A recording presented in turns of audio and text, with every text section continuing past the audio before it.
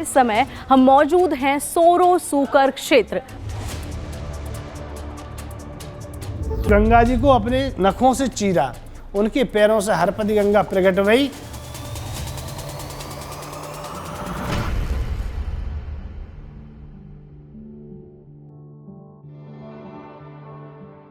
कासगंज पश्चिमी उत्तर प्रदेश का वो जिला जो अपनी धार्मिक विरासत, सांस्कृतिक पहचान और ऐतिहासिक धरोहरों के लिए जाना जाता रहा है। लेकिन पिछले कुछ वर्षों में यह जिला सिर्फ इतिहास तक सीमित नहीं रहा, बल्कि विकास की नई कहानी भी ये जिला लिख रहा है।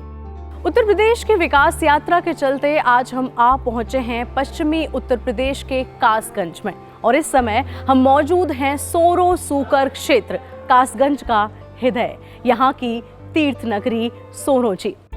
कासगंज की पहचान का सबसे बड़ा केंद्र है तीर्थ नगरी सोरो। ये वही स्थान है जब राक्षस हिरण्याक्ष धरती को ले जाकर समुद्र तल में छुपा दिया था, तो भगवान विष्णु ने वाराह का अवतार लेकर समुद्र तल से धरती को छुड़ाया और हिरण्याक्ष का वध किया। हिरण्याक्ष के वध के बाद उन्होंने इसी स्थान पर विश्राम किया और अपने नखूनों से धरती को चीरा, जिसमें से हरपति गंगा की उत्पत्ति हुई। आज कासगंज की इस हृदय नगरी को, कासगंज के इस हृदय को, तीर्थ नगरी को विकसित किया जा रहा है।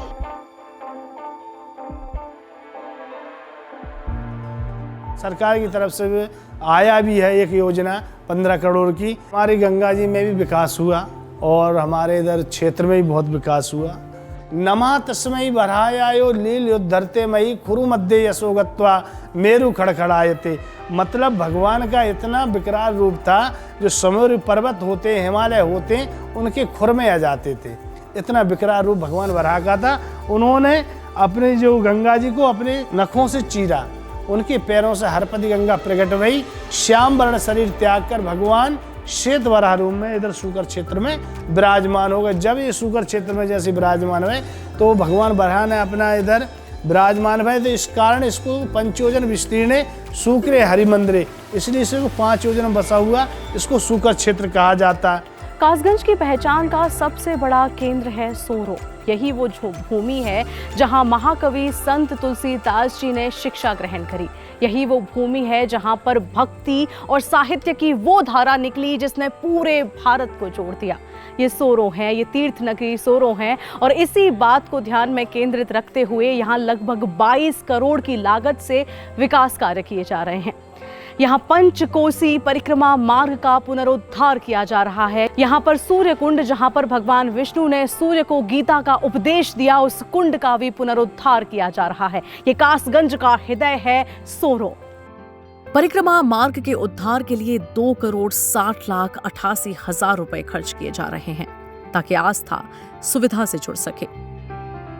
कासगंज का सोरो तीर्थ एक पौराणिक स्थल है, और यहाँ तमाम ऐसी कहानियां हैं जो ये सिद्ध करती हैं कि सोरो युगों युगों से चली आ रही एक तीर्थ नगरी है। पितरों के लिए कहा गया क्षिप्रस्तु वर्गस्तु रेणु रूप प्रजानते त्रहंते बरहा रोय मम क्षेत्रे प्रभावता। जो मनुष्य अपने पितृगणों की, जो पितृ हैं, उनकी अस्थियां मेरे बरहा कुंड यानी हरपति गंगा में विसर्जन करता है, तो मेरे पूर्ण प्रभाव से रेणु रूप प्रजायते, बालू के कण के समान 72 घंटे के अंदर इस जल में विलीन हो जाएंगी। कासगंज में विकास सिर्फ शहरों तक सीमित नहीं रहा, बल्कि विरासत को भी एक नई पहचान यहाँ दी जा रही है। नदरई पुल, जो कभी सिर्फ आवाजाही का एक जरिया था, पर्यटन स्थल के रूप में इसे विकसित किया जा रहा है। कासगंज की धरती पर एक ऐतिहासिक अजूबा भी है जो कि ब्रिटिश कालीन में बना। नदरई का झालका पुल ये एक ऐसा अजूबा है जिसमें माना जाता है कि इसके नीचे नदी बहती है, उसके ऊपर एक नहर है और उसके ऊपर एक पुल बना हुआ है जिसके ऊपर वाहन चलते हैं। बिल्कुल ठीक सुन रहे हैं आप। नदरई का ये झालका पुल जो किसी समय पर सिर्फ एक आवाजाही का केंद्र था, आज इसे पर्यटन की दृष्टि से विकसित किया जा रहा है। लगभग 10 करोड़ की लागत से इस अजूबे को विकसित कर रही है उत्तर प्रदेश सरकार। ये कासगंज जिले का पहला पुल है, नदरई का झालका पुल बोलते हैं इसको। ये नीचे नहर बह रही है, ऊपर नदी है। इसमें चोर कुठरियाँ भी थीं, अब जो कि प्रशासन ने तुड़वा दी हैं, क्योंकि पहले क्राइम होता था यहाँ। अब जब से योगी सरकार आई है तब से क्राइम ख़त्म हो गया है और अब यहाँ सुंदरीकरण भी किया जा रहा है, जिससे बच्चे आए, परिवार आए, यहाँ घूमे और बच्चों को घुमाए या वो सब कुछ कराए और अब बहुत अच्छा लगता है यहाँ पे और ये सब कुछ देखने को बहुत अच्छा लग रहा है। किसी भी जिले की तरक्की उसकी कनेक्टिविटी तय करती है और कासगंज में इसी दिशा में तेजी से काम हुआ है। जब कोई जिला अपनी कनेक्टिविटी पर काम करने लगे तो समझ लीजिए कि वो जिला अब विकसित होने के लिए अग्रसर है। कासगंज भी कुछ उस राह पर काम कर रहा है। लगभग 406 करोड़ की लागत से एटा कासगंज रेलवे लाइन का विस्तार किया जा रहा है। साथ ही कासगंज रेलवे स्टेशन का पूरे 46 करोड़ की लागत से पुनरुद्धार हो रहा है। मैंने कहा ना, ये जिला अब विकसित होने के लिए तैयार है क्योंकि ये जिला अब अपनी कनेक्टिविटी पर भी काम करने लगा है।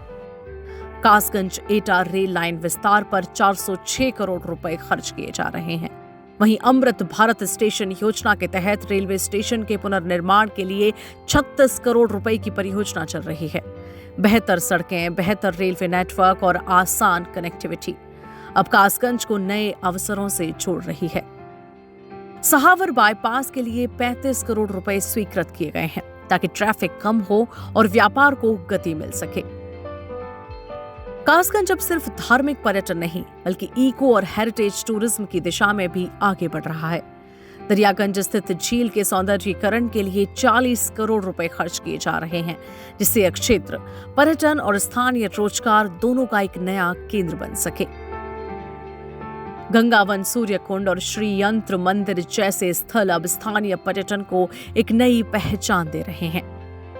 पटियाली वो धरती जहां अमीर खुसरो का जन्म हुआ, एक ऐसा नाम जिसने हिंदुस्तान की संस्कृति और संगीत को नई ऊंचाइयां दी। आज कासगंज अपनी इस सांस्कृतिक विरासत को संभाल भी रहा है और सहेज भी रहा है। जिले में संग्रहालय की स्थापना के लिए 12 करोड़ 25 लाख रुपए स्वीकृत किए गए हैं ताकि आने वाली पीढ़ियां अपने इतिहास और संस्कृति को करीब से जान सकें। आस्था, इतिहास, संस्कृति और विकास, कासगंज इन सभी को साथ लेकर आगे बढ़ रहा है, जहां विरासत भी सुरक्षित है और भविष्य भी मजबूत हो रहा है। ये सिर्फ बदलाव नहीं, ये नए उत्तर प्रदेश की नई तस्वीर है। ये है आज का बढ़ते यूपी का कासगंज।